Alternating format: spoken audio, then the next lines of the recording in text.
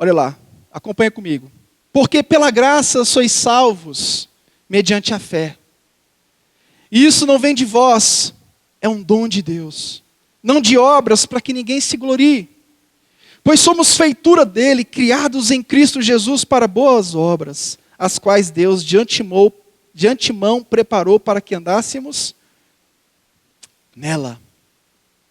Curva a sua cabeça. Pai, no nome de Jesus, nós nos submetemos completamente ao Espírito Santo de Deus, à tua palavra.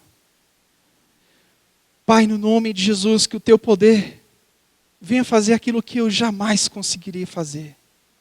Espírito Santo, que a ministração dessa palavra, que a tua palavra, traga aos nossos corações, pelo poder do teu Espírito Santo, a convicção da necessidade do Salvador, a convicção do nosso pecado, a convicção da necessidade de arrependimento, a convicção da necessidade de um Redentor, a convicção da necessidade da crença, da esperança futura dos novos céus e da nova terra. Senhor, no nome de Jesus, que a nossa convicção nessa manhã seja tratada pelo teu Espírito. Deus, no nome de Jesus, que a nossa vida hoje não seja voltada simplesmente para aquilo que a gente quer, mas para aquilo que o Senhor planejou para as nossas vidas.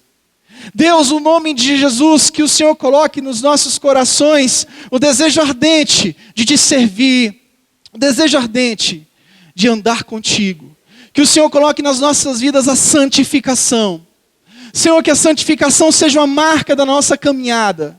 Que a santificação seja uma marca da nossa vida conjugal. Que a santificação seja uma marca da nossa caminhada como cristão, que testemunha o teu evangelho e a tua graça. No nome de Jesus, amém e amém. Queridos, quando nós nos dispomos a falar sobre salvação nesse semestre, nós partimos do pressuposto que salvação é algo que parece tão óbvio. Quando você pergunta, o que é salvação? Aí a pessoa responde, salvação é o ato pelo qual Cristo morre na cruz do Calvário e nos dá um direito, pela fé, de se achegar a Deus. Mas como isso é profundo, meu irmão? Você já parou para pensar o tanto que isso é profundo? Eu estava vendo um programa ontem, um programa muito bom.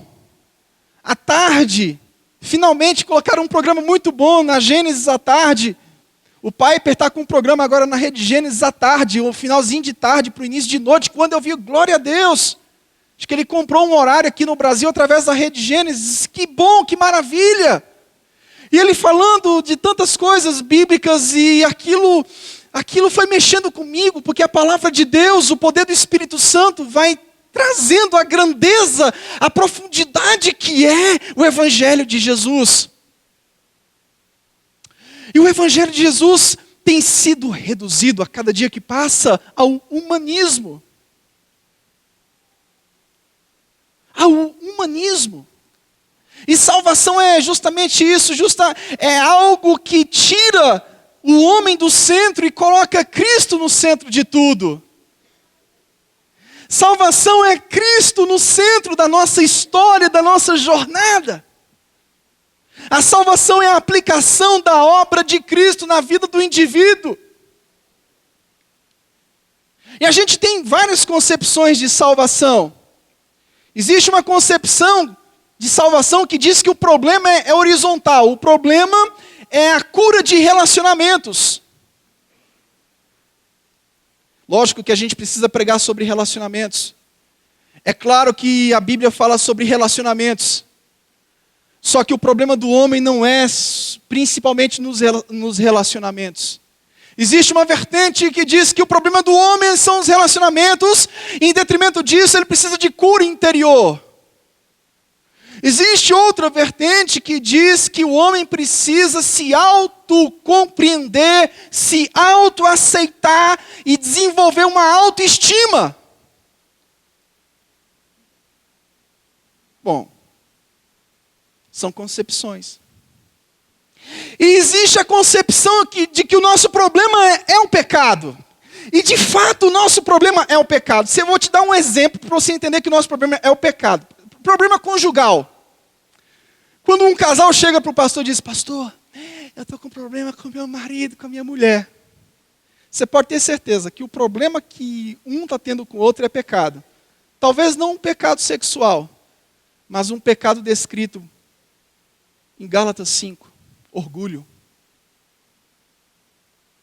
O nosso problema é o pecado. Se o casal entender que um e outro precisam se arrepender dos seus pecados, do pecado principal e dos pecados no dia a dia, resolve-se o problema. Então, nosso problema não é relacional, o nosso problema se chama pecado. Nós pecamos uns contra os outros, nós pecamos contra Deus. Então, a concepção que diz que nós temos um sentimento de inferioridade, esse sentimento precisa ser vencido, não! O que nós temos, na verdade, é um sentimento de vaidade. E esse sentimento de vaidade que a gente tem, nos leva a ficar diminuído quando alguém se está à sua frente. Então o nosso problema não é a inferioridade, nosso problema é o quê? É a vaidade nos nossos corações. Porque nós não admitimos que ninguém esteja à nossa frente. Vocês estão entendendo? O nosso problema não é que a gente não consegue se aceitar. O nosso problema é que a gente quer que todos nos aceitem. E isso é pecado. Então, a concepção da salvação é a concepção do pecado. O problema do casal não é pelo fato de um ignorar o outro.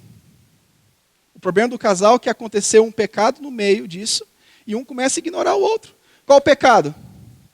Tem inúmeros pecados que a Bíblia enumera que faz com que a gente tome atitudes em relação ao próximo.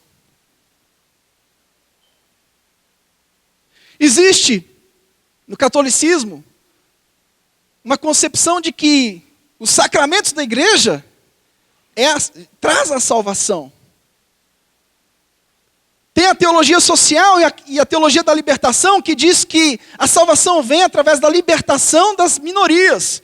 Então, se a igreja alcançar as minorias lá fora, as minorias serão libertas e elas serão salvas. Teologias do século XX. Qual é a concepção bíblica de salvação? O homem pecador, o homem que herdou o pecado em Adão. E em detrimento dessa herança do pecado em Adão, ele se torna pecador. Essa salvação é individual ou ela é universal? Por exemplo, muitos vão sustentar que essa salvação é universal. Inclusive o pessoal da teologia das minorias vão dizer: olha, vamos libertar esse povo tudo, porque a concepção deles é que a salvação é para todos. E a salvação não é para todos. Jesus morreu por todos, mas a salvação é por meio da fé. E fé é algo individual. Fé é algo que é você e Deus. Ela trabalha no âmbito coletivo, a partir do pressuposto da igreja, mas fé é algo que veio de Deus na sua vida, a graça de Deus. O texto nos diz muito sobre isso. O texto diz que nós somos salvos pela graça, mediante a fé. E o texto diz, a palavra de Deus diz que isso não vem de obras. Ou seja, a salvação não é uma consequência. As obras é uma consequência natural. Foi o que eu falei semana passada. Obras é consequência natural e prova de fé. Só que a fé que não produz obras também não é real. E por outro lado, obras que não brotam de uma fé real não têm validade. Significa dizer que se eu tenho fé, eu tenho obras. Mas não necessariamente eu tendo obras, eu terei fé.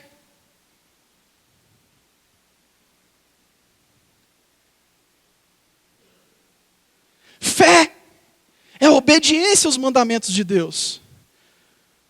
Fé é a graça de Deus que veio mudou a sua vida, mudou a sua concepção, e agora você começa a obedecer a Deus em todos os aspectos.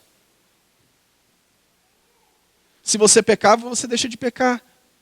Se você furtava, você deixa de furtar. Mas não só isso.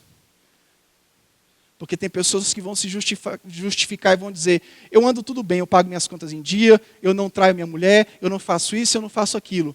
Mas fé não é só deixar de fazer isso ou aquilo. João diz sobre isso. Primeira epístola de João, ele fala das características do nascido de novo. Aquele que tem fé, ele pratica a justiça, ele pratica o amor. Aquele que tem fé crê que Jesus é o Cristo. Aquele que nasceu de novo crê que Jesus é o Cristo. E a quarta característica daquele que nasceu de novo: aquele que nasceu de novo não vive na prática do pecado. Isso é fé. Fé é não viver na prática do pecado. Fé não é simplesmente demonstrada pela consequência daquilo que se faz de bom. Fé é demonstrada pela consequência também das coisas que se deixam de fazer de mal.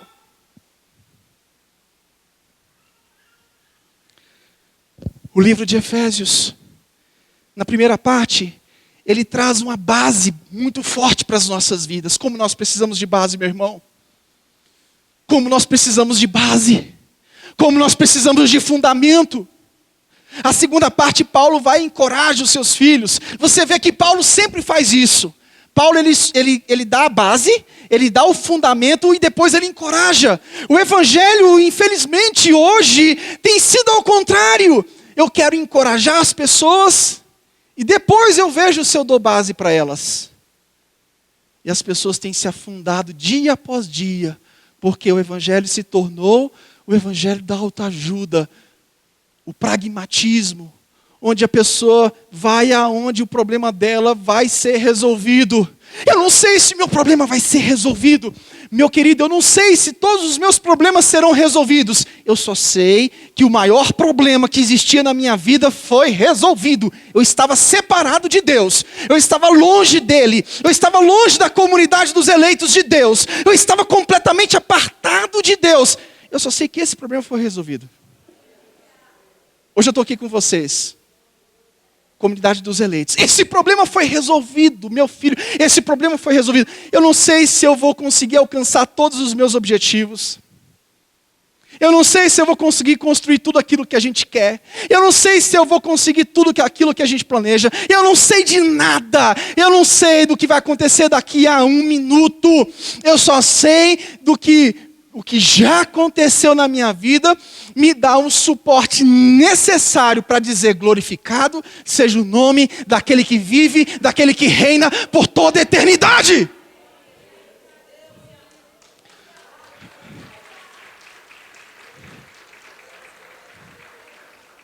Paulo escreve a carta aos Efésios para ampliar os horizontes espirituais daquele povo e de todos nós.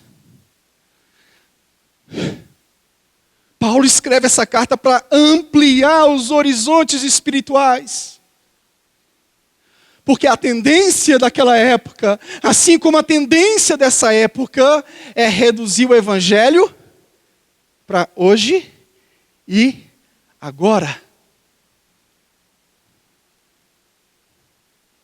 Você sabe que tem duas coisas distintas: pedagogia e andragogia. Pedagogia ligada para crianças e andragogia ligada para adultos, na área do ensino. Eu não vou entrar no aspecto da pedagogia, mas da andragogia. Você sabe como é que funciona um adulto? Oferece algo em troca para ele que ele aprende mais rápido. Oferece algo em troca para ele que ele assimila algo e compra a ideia.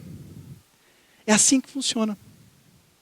Por que que as pessoas, na verdade, elas buscam com mais avidez pregações que oferecem algo em troca? Porque isso faz parte do ser humano pecador. Isso é a origem do pecado. A andragogia descobriu isso, mas eu digo que isso é realmente a natureza pecaminosa do cara. que só funciona a partir do momento que ele vê o quê? A possibilidade de um resultado. Tá bom, eu vou ser fiel a Deus. Eu vou lá para a igreja. Tá, mas pastor, como é que a igreja trabalha? O que a igreja oferece? Pastor, olha, eu estou passando um problema. Esse problema meu vai ser resolvido? Aí você diz, vai. Porque eu sirvo um Cristo poderoso. Eu digo, talvez não. Porque o talvez não é para pessoas que também servem um Cristo poderoso. O livro de Efésios quer ampliar o nosso horizonte espiritual. O livro de Efésios foi escrito para que a gente enxergue de onde saímos. O livro de Efésios foi escrito para que a gente entenda a amplitude da salvação. E de fato, se a gente não tiver uma compreensão iluminada pelo Espírito Santo acerca da salvação, nada vai conseguir te motivar, meu irmão. Olha aqui para mim. Se eu não tiver uma convicção clara, dada pelo Espírito Santo acerca da salvação, você sempre vai estar desmotivado. Pastor, fulano está desmotivado. Está precisando de evangelho de Jesus Cristo. Quem tem evangelho na veia, a motivação dele é a palavra de Deus, a motivação dele é a salvação, a motivação dele é a cruz. Por que hoje se trabalha o conceito de coach? Quem já viu coach? Infelizmente agora as comunidades evangélicas, as igrejas estão chamando coaches para trazer encorajamento para as pessoas. Meu irmão, deixa eu te dizer uma coisa. Igreja não precisa disso, pelo amor de Deus. Eu falo isso com meu coração partido. A igreja precisa, de fato, compreender quem é Jesus Cristo pelo poder do Espírito Santo. Porque tem um empresário agora que é o cara que ele estava falido e sobreviveu à falência. Ele vai trazer uma palestra aqui para vocês de motivação espiritual. A igreja não precisa disso. Se você é empresário, vai lá e faça um curso no Senai, no Senac, no Sesc, e aí vai. A igreja não pode perder tempo com essas coisas, porque falar da salvação já é algo que demanda muito tempo. Nós não podemos perder tempo. Nós não podemos perder tempo, querido. Paulo queria ampliar esse horizonte. Esse texto está inserido na seção onde Cristo, capítulo 2 ao capítulo 3,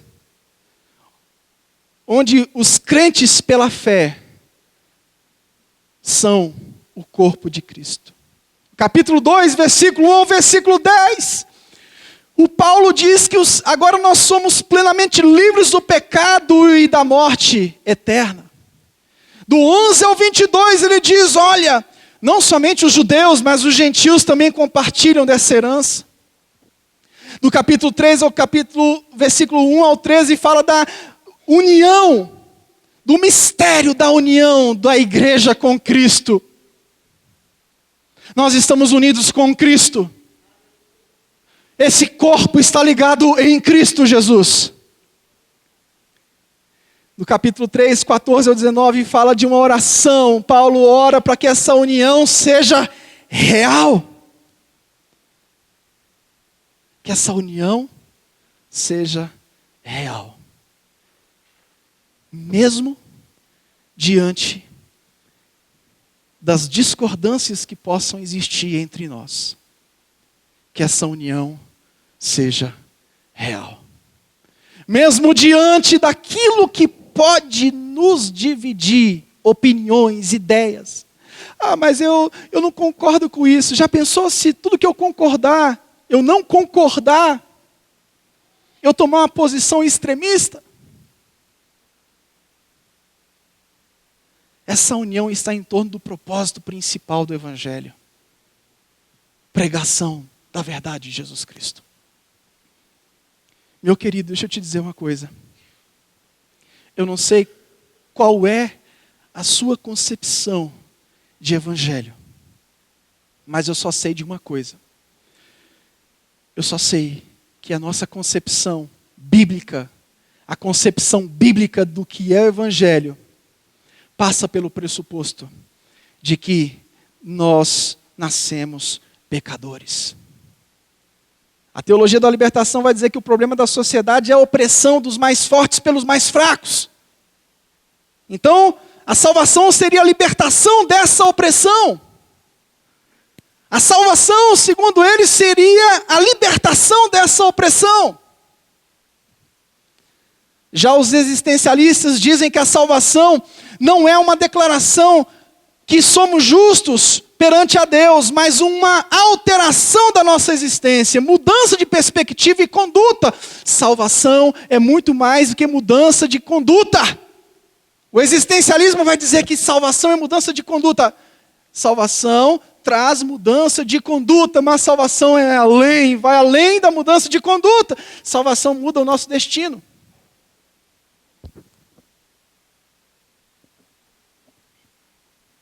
Pastor, fulano está muito bom, fulano está andando bem, fulano agora deixou isso, deixou aquilo. Ok, pode ser uma evidência de salvação, mas a salvação vai muito além da mudança de conduta. Salvação é uma convicção operada pelo Espírito Santo no coração do pecador. Salvação é uma convicção operada no coração do pecador, onde ele se entrega a Cristo independente de tudo. Ele se entrega a Cristo independente se o marido voltou para casa, se a mulher ficou boazinha com ele, se ele arrumou um emprego novo, se ele melhorou de vida, se ele largou, se ele era catador disso e agora é o dono de uma gráfica. Salvação independe de tudo isso. Salvação é a convicção, independente do seu problema, independentemente daquilo que te motiva a entrar num sistema religioso, porque muitas pessoas às vezes estão entrando num sistema religioso no sentido de que eu vou para a igreja porque se eu for para a igreja minha vida vai mudar. Eu vou aceitar Jesus, porque se eu aceitar Jesus, quem sabe meu marido volta para casa, quem sabe meu marido não muda comigo. Eu vou entregar minha vida para Jesus, porque quem sabe eu não melhore de vida. Salvação não é nada disso. Salvação é uma convicção de que Jesus é Deus. É uma convicção de que Ele é totalmente Deus, totalmente homem, totalmente Deus.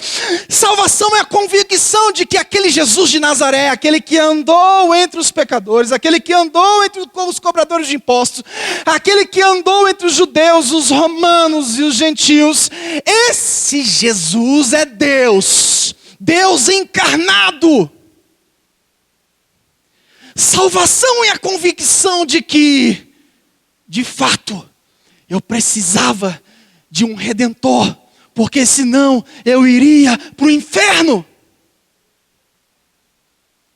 Salvação não é somente mudança de conduta. Isso é existencialismo. Isso é existencialismo.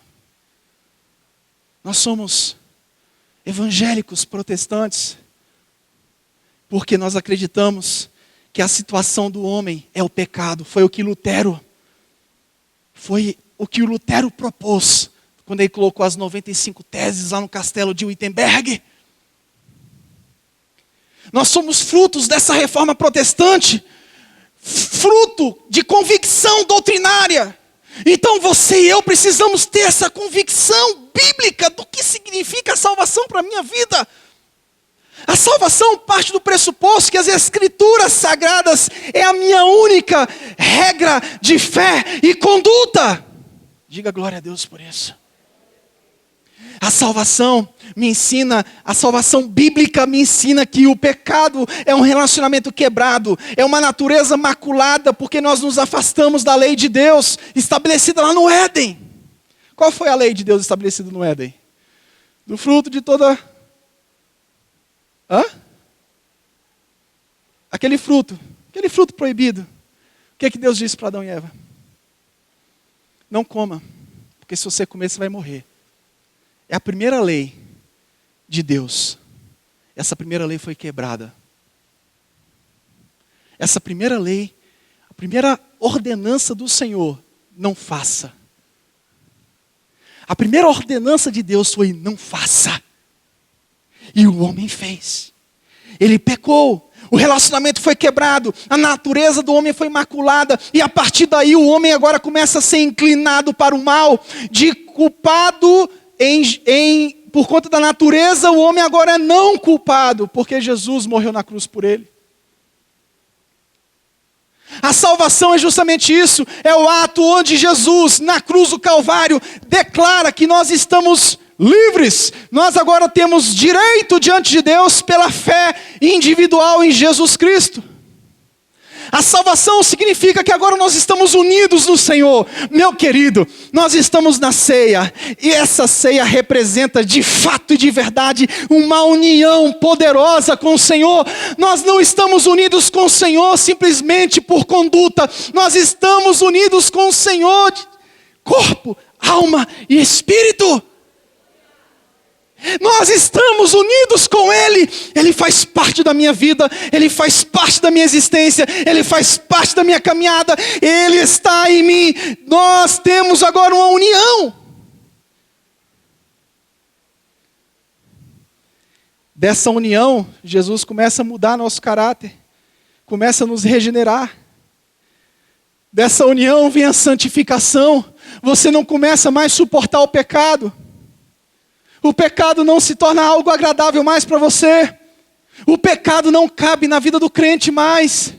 Você pode até pecar, mas vai ficar algo difícil para você, porque você não vai suportar aquilo, você vai querer se livrar daquilo. O crente quando peca é diferente de um descrente. O crente quando peca é como se ele estivesse pegando um pedregulho e colocando nas costas. Ele não aguenta, ele quer se livrar daquilo. Ele quer se livrar daquilo. Gente, que coisa gloriosa é ser crente em Jesus Cristo. Porque a gente pode até pecar, mas a gente tem um advogado justo diante de Deus. Esse advogado vai lá e realmente defende a nossa causa, já foi defendida a nossa causa, e nos faz compreender a nossa condição e nos leva a se arrepender, nos leva a confessar, nos leva a se debruçar diante do poder de Deus e dizer: Senhor, me perdoa porque eu estou longe de Ti. Senhor, me perdoa porque eu me afastei de Ti. Senhor, me perdoa porque eu não aguento ficar longe da Tua presença. Eu não suporto mais ficar longe de Deus. Eu não suporto mais ficar longe da presença de Deus. Meu querido, preste atenção nisso que eu estou te falando. Se você gosta de pecar, você não nasceu de novo. Se você tem prazer no pecado, você não nasceu de novo. Porque quando você nasce de novo, o pecado se torna algo horrível, algo que você não quer. Se você está tendo prazer em fazer o que você faz, você precisa nascer de novo, nascer do alto. Porque aquele que nasce do alto, aquele que nasce de Deus, ele perde o prazer, o gozo pelo pecado. O pecado se torna horrível, horripilante, algo repugnante na vida dele. Por quê? Porque Cristo salvou, regenerou, santificou. E agora o que Cristo vai fazer é glorificar os nossos corpos. A volta de Jesus é justamente isso. A volta de Jesus é onde os nossos corpos serão glorificados. Nós sairemos de um estágio corruptível e entraremos no estágio de incorruptibilidade, onde o pecado não vai mais ter nenhum tipo de influência, porque ainda o pecado nos assedia. O pecado nos assedia, embora ele não permaneça, porque nós repugnamos pela graça, mas ainda nós pecamos. A glorificação é justamente isso. Glorificação é um ato onde Deus vai tirar de uma vez por todas, a natureza pecaminosa do homem. Isso é evangelho, isso é salvação, isso é a salvação de Jesus Cristo. Isso é a salvação de Jesus Cristo. Você não vai mais dizer, como Paulo disse, desaventurado homem que sou. Porque por enquanto a gente diz isso. Desaventurado homem que sou. Mas a gente diz isso porque a graça nos leva a dizer isso. A reconhecer quem somos, a reconhecer como somos pecadores. Mas chegará um dia que nós seremos glorificados, que nem mesmo esse termo nós vamos usar mais. Porque nós estaremos num corpo totalmente glorificado, um corpo totalmente incorruptível, um corpo que não vai ser mais sujeito a nenhum tipo de conduta que leve ao pecado.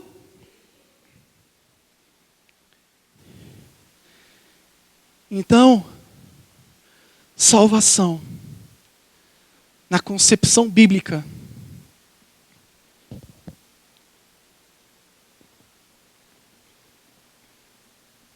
é o homem separado de Deus. É o homem que precisa se arrepender. Biblicamente falando, salvação é isso. Sois salvos pela graça mediante a fé. Mas eu quero te dizer uma coisa. A fé é perseverante. Aquele que começou a boa obra, ele há de completar. Aquele que começou a boa obra, ele há de completar. A fé é perseverante.